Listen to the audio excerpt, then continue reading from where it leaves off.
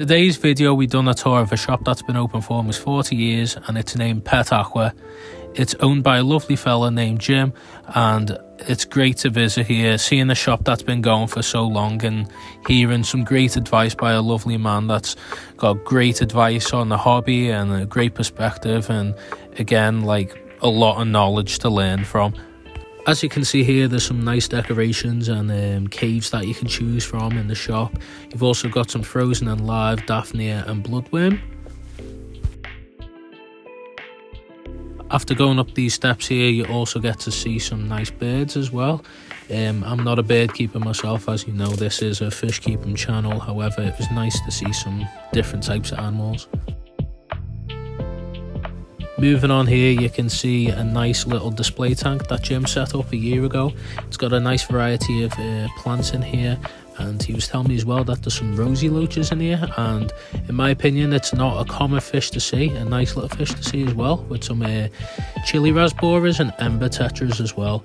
I think there's a good mix of shrimp in there too.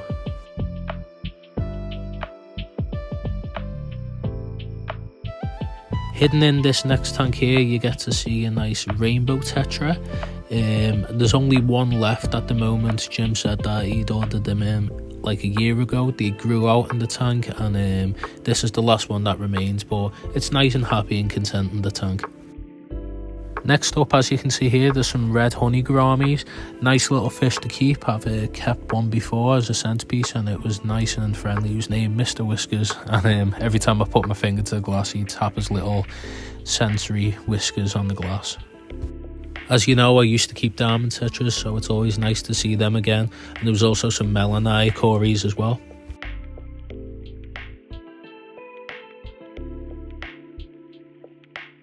A nice good variety of different types of mosses that you can choose from as well. One of my favourite parts about going around the shop is that you're seeing little details here and there that Jim had put on each sign of the fish, labelling them if they were community safe and if they were community friendly.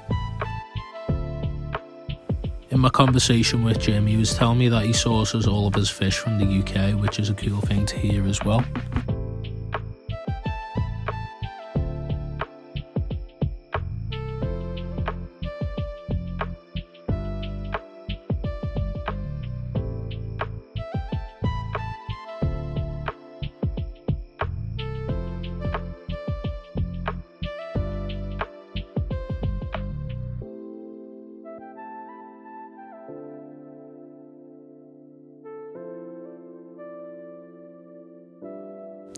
In this next tank was a good variety of cryptocorns as well as moss and some locally bred live bearers. I think they were endless.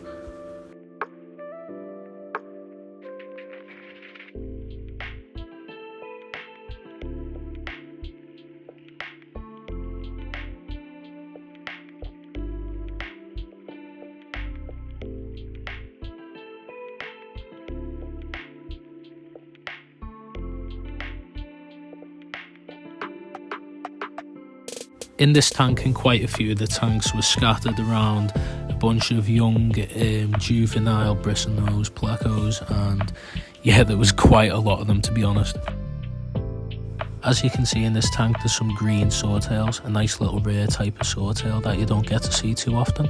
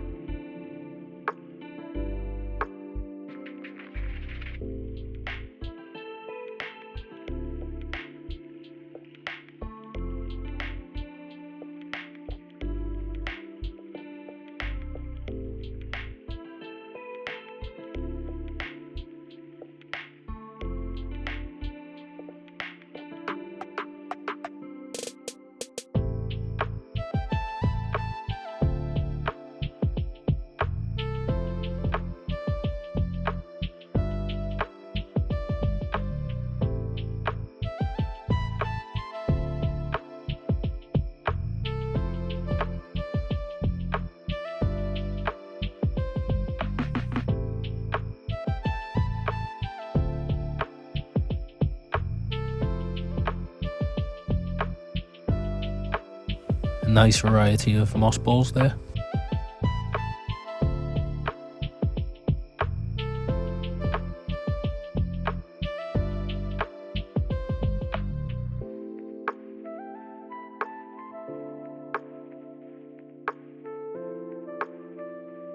One of my favourite parts about the shop was finding notes and facts that were hidden around the shop. As you can see, there's one about the blind cave tetra there, and again, more fish keeping tips that Jim himself has put around the shop. And it's really refreshing to see these kind of things, and helpful for the new or advanced fish keeper if you want to know information.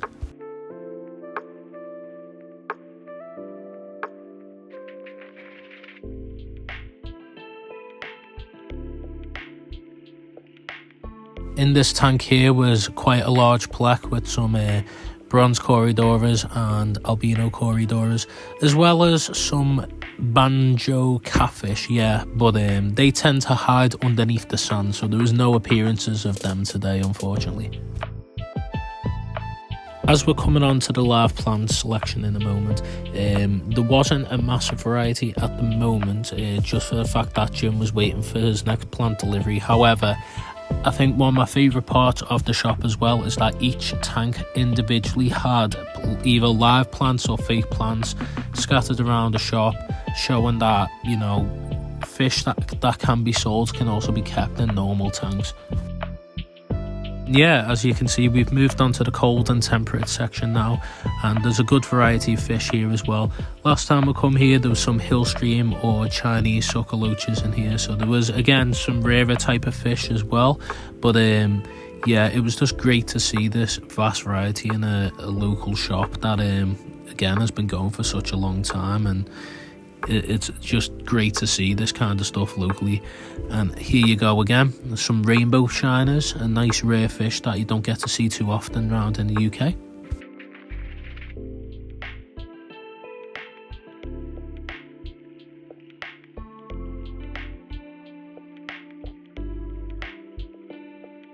And yeah, we finished the video off looking at some hardscape and some wood, and it's great to see this kind of stuff locally again.